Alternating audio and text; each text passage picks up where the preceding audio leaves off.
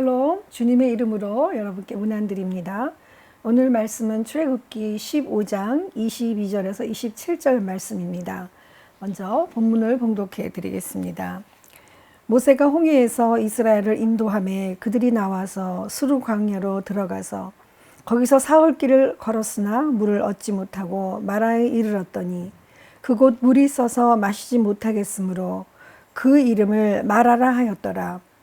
백성이 모세에게 원망하여 이르되 우리가 무엇을 마실까 하매 모세가 여호와께 부르짖었더니 여호와께서 그에게 한 나무를 가리키시니 그가 물에 던지니 물이 달게 되었더라. 거기서 여호와께서 그들을 위하여 법도와 율례를 정하시고 그들을 시험하실세. 이르시되 너희가 너희 하나님 나 여호와의 말을 들어 순종하고 내가 보기에 의를 행하며 내 계명에 귀를 기울이며 내 모든 규례를 지키면 내가 애굽 사람에게 내린 모든 질병 중 하나도 너희에게 내리지 아니하리니 나는 너희를 치료하는 여호와임이라. 그들이 엘림에 이르니 거기에 물샘 12과 종려나무 70그루가 있는지라. 거기서 그들이 그 물 곁에 장막을 치니라. 아멘. 주님의 말씀이었습니다. 여러분, 숨이 깔딱할 정도로 막 넘어가는 깔딱고개를 여러분 그 고통을 아십니까? 거의 정상의 끝단이 눈앞에 보이는데 그때의 그 산의 멋짐 또 아름다움 그러한 아름다움은 보이지 않고 정말 깔딱고개를 넘을 때는 숨 넘어가는 고통만이 몸에 느끼게 됩니다. 사실 이런 신호는 바로 정상이 다가왔음을 보이는 신호입니다. 그러나 정상을 다다랐을 때의 기쁨을 상상하며 깔딱고개를 수월하게 넘는 사람은 아마 없을 것입니다. 그런 상상은 이론일 뿐이지 인생의 첩첩산중에 들어선 이스라엘 백성에게도 그 아픔은 보이지 않았던 본문이 나옵니다. 우리가 야산을 오르다 보면 사람들이 많이 밟고 지나간 곳에는 길이 잘 나 있음을 보게 됩니다. 그리고 그 길은 조금씩 더 다니기 편하게지면서 더 넓은 길로 많은 사람이 다니게 됩니다. 뇌의 신경회로도 그렇다고 합니다. 어떤 자극을 받으면 그 받은 그쪽으로 먼저 길이 뚫리고 단단해진다는 것입니다. 주로 감정을 사용하는 곳에 빠르게 지름길이 뚫린다는 것입니다. 그래서 그 길은 정보가 빠르게 해석되는 길이기도 합니다. 이 회로는 좋은 쪽일 수도 있고 나쁜 쪽일 수도 있습니다. 홍해를 건너온 수백만 명의 이스라엘 백성도 마찬가지입니다. 그들이 홍해를 건너기 전에는 뒤에서는 정말 애굽의 군사가 쫓아오고 있고 앞에는 파도로 넘치는 망망대해 홍해 바다가 그들을 삼킬 것 같은 두려움에 앞에 직면하게 되었습니다.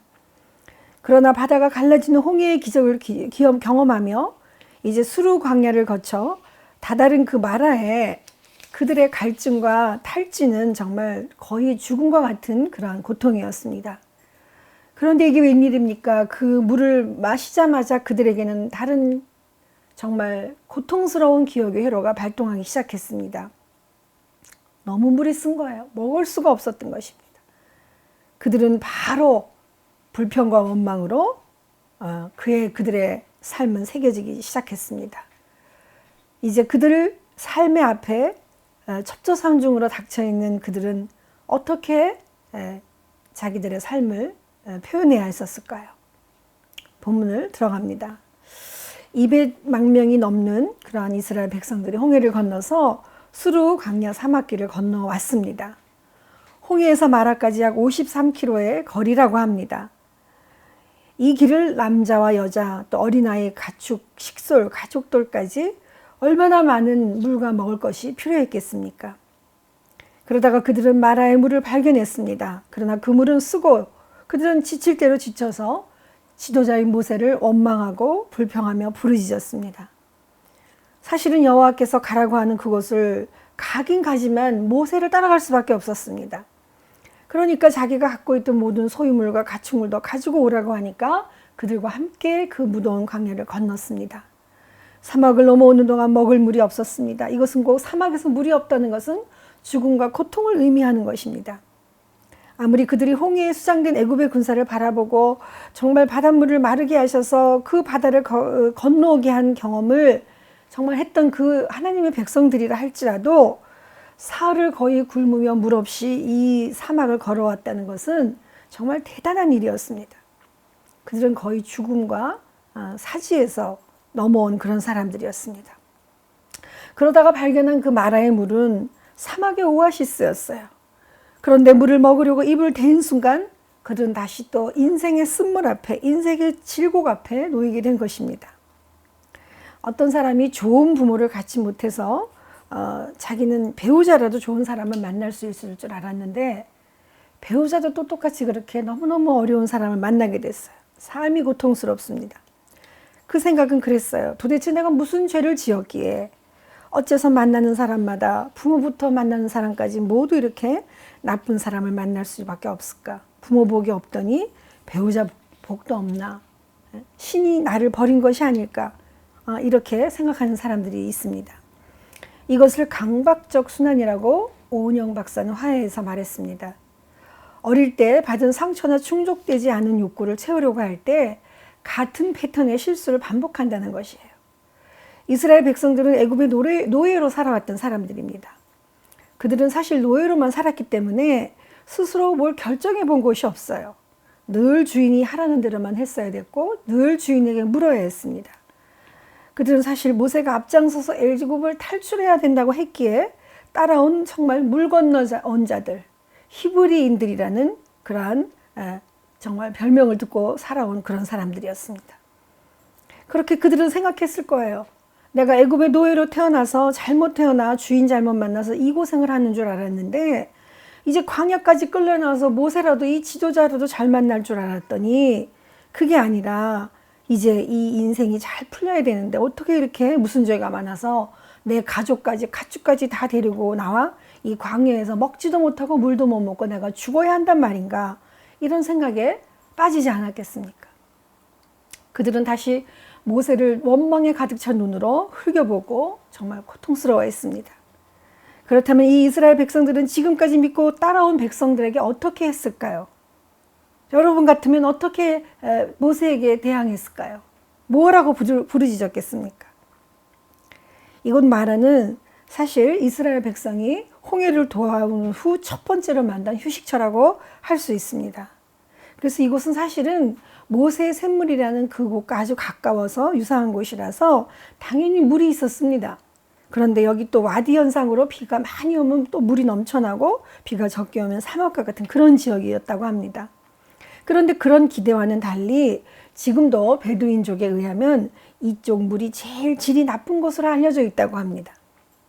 그런 기대 속에 홍해의 기적으로 치열한 경험을 하고 통과하고 나온 그 백성들은 이제 사흘 만에 다시 인생의 쓰라린 좌절과 고통 속에 첩첩산중으로 둘러있는 것입니다. 그들은 홍해를 건너고 하나님의 하신 일을 모세의 노래로 찬양했어요. 또 미리암의 노래로 찬양을 했습니다.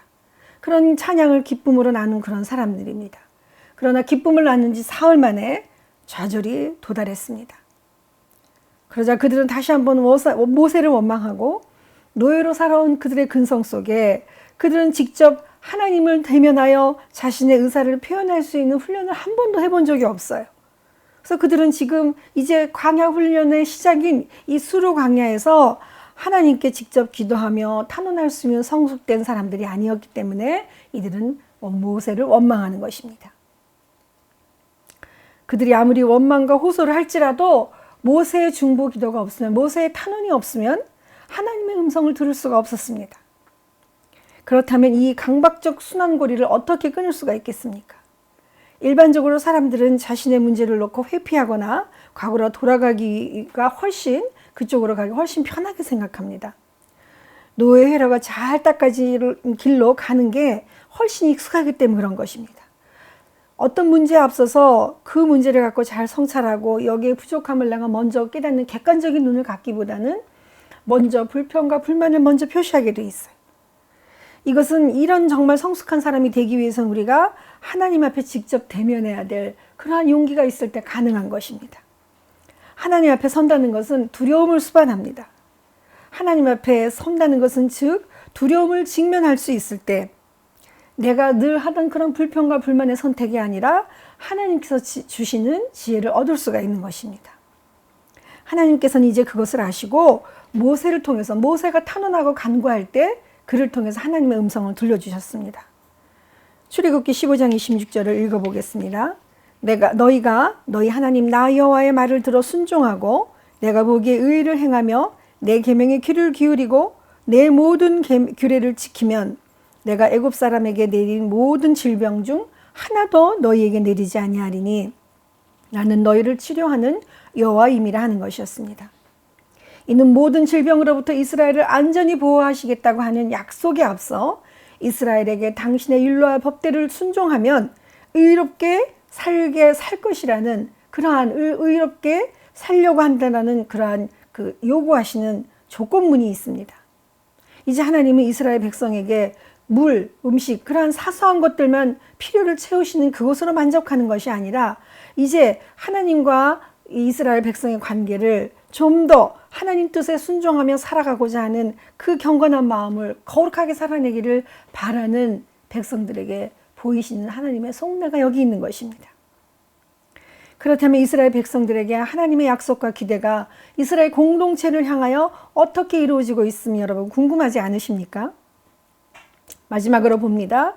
이스라엘 백성들은 다시 한번 인생의 쓴물 앞에서 정말로 홍해의 기적이 정말 그들 앞에서 있었던 것처럼 모세를 통해 이 마라의 쓴물이 단물로 변하는 체험을 받게 됩니다. 모세는 간절한 기도로 하나님께 부르짖고 간구합니다. 그러자 하나님께서는 한 나무를 모세에게 던지라고 지시하시고 모세는 그대로 나무를 던졌습니다. 이제 백성들은 하나님의 음성을 듣고 하나님의 역사를 또 보게 됩니다. 이제 마라는 쓴물이 아니라 단물로 변하여 그들의 목마름을 해결하여 주시고 나는 너희를 치료하는 여호와라고 선포하심을 듣게 됩니다. 치료는 고치고 건강하게 한다는 의미로 용서하고 치료한다는 뜻과 같이 포함되어 있습니다. 그래서 함께 영육간에 완전히 회복시켜 주신다는 그러한 의미가 있는 것입니다. 즉 하나님의 개입 없이 그 어떤 것도 치료할 수 없고 재앙도 질병도 하나님이 모든 것을 주관하신다는 것을 하나님이 알게 하시는 것입니다. 쓴물이 변하여 단물이 된 마라에서 물을 마신 후 그들은 엘림이라는 곳에 이르게 됩니다. 엘림은 마라와 신 광야에 있는 이제 두 번째 휴식을 취한 장소입니다. 엘림의 원뜻은 큰 나무라는 뜻이에요. 그곳에는 종려나무 아카시아들로 완전히 그 사막 속에 우거진 오아시스였어요. 그래서 오늘날에도 수에즈와 시내 반도 사이의 중간 휴식처로 굉장히 애용되고 있는 그런 장소라고 합니다. 그 당시 물샘 12개와 종려나무 70주가 거기에 있었는데 이 물샘 12개는 이스라엘 12지파에 하나씩 돌아갔으며 종려나무 70주는 이스라엘의 70장로들에게 장막 하나씩 돌아갈 수 있다고 전하고 있습니다. 따라서 엘림은 분명히 이스라엘 공동체를 위해서 하나님께서 예비하신 장막과 장소입니다. 시편 66편 12절에 우리가 불과 물을 통과하였더니 주께서 우리를 끌어내사 풍부한 곳에 들이셨나이다. 여러분은 혹시 마라의 쓴물과 같이 절망의 시간을 보내고 계시지는 않으신지요? 요즘같이 코로나 때문에 그런 정말 어느 삶의 현장 하나하나에 정말 전 세계적으로 마라의 쓴물의 고통이 없는 곳이 없습니다. 가만히 보면 더 열악한 환경, 못 사는 곳, 정말 열악한 속, 그 다음에 소외된 기축, 노약자들에게 정말 그 코로나는 더 많은 위험과 정말 어려움에 노출되고 있는 것을 보게 됩니다. 정말 마라의 쓴물은 언제까지 있게 되겠습니까? 첩첩산중입니다. 끝이 보이지 않아요. 그래서 끝나도 끝난 게 아니라는 말이 나올 정도입니다. 거기다가 앞으로 기후변화로 더 큰 전염병이 더 자주 이거보다 반복할 수 있다는 것을 그런 예측까지 하고 있습니다. 얼마나 참담합니까? 그러면 이 시대에 지금 우리는 늘 묻습니다. 주님 어디 계십니까? 주님 어디로 가고 계십니까? 하나님 어디 계십니까? 라고 묻습니다. 우리가 오늘날 살아가는 이 삶의 공동체 앞에 마라의 쓴물이 변하여 단물이 되고 주님께 나아갈 때에 만나게 하시는 엘림의 장막은 어디 있습니까? 이렇게 묻습니다. 하나님께서는 절망의 단절 끝에 기다리시는 그러한 분이십니다. 거기에서 마라의 쓴물을 그 앞에 부르짖는 우리의 정말 간절한 그 부르짖음 앞에 하나님께서는 하나님을 바라보라는 신호를 보여주시며 쓴물을 단물로 보내주십니다. 그 신호에 응답하며 부르짖고 나아간다면 우리는 엘림의 장막으로, 엘림의 풍부한 곳으로 우리를 인도하지 않으시겠습니까? 왜냐하면 하나님께서는 새로운 광야로 또 다른 시작을 위해서 시작하신 것입니다. 새벽을 구하는 기도 잠깐 같이 묵상하도록 하겠습니다. 태양은 내일 다시 떠오른다. 누군가는 이렇게 말했습니다. 우는 법과 밤을 지새는 법, 새벽을 기다리는 법을 배우는 것, 그것이 바로 인간이 된다는 뜻이다. 누구의 말인지는 몰라도 이 말을 인해 감사합니다.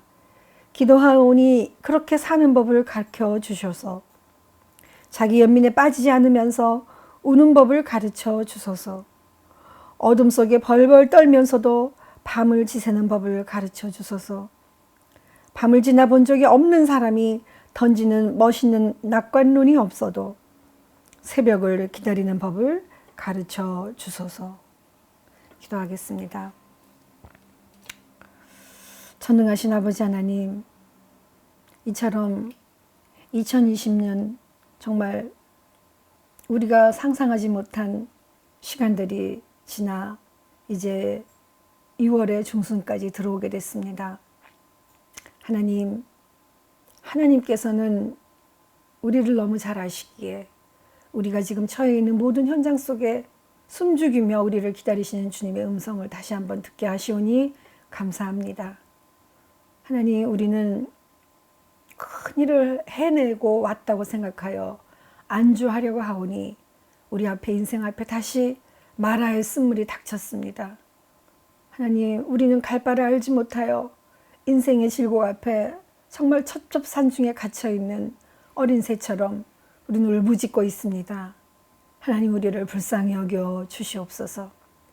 하나님께서는 이 불쌍한 백성들을, 이 불쌍한 하나님의 자녀들을 다시 한번 마라의 쓴물이 변하여 단물이 됨을 경험케 하셔서 하나님께 부르짖고 하나님의 그 규례와 율례를 순종하며 성숙한 사람으로 하나님의 친자녀로 부르시기 위하여 하나님 우리에게 간구하라고 하시고 하나님을 붙잡으라고 하셨음을 기억하게 하시니 감사합니다.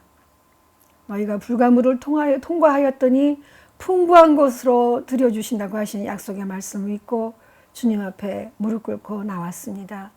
하나님, 우리를 불쌍히 여겨주시고 나는 치료하는 여호와 이민이라가 우리에게 이루어질 수 있도록 우리의 영혼 몸을 온전케 하시고 회복시켜 주시옵소서.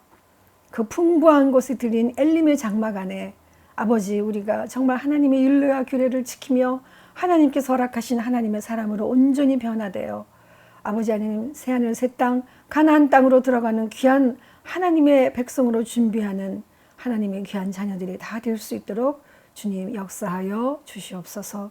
감사드렸고 예수님의 이름으로 기도하옵나이다. 아멘.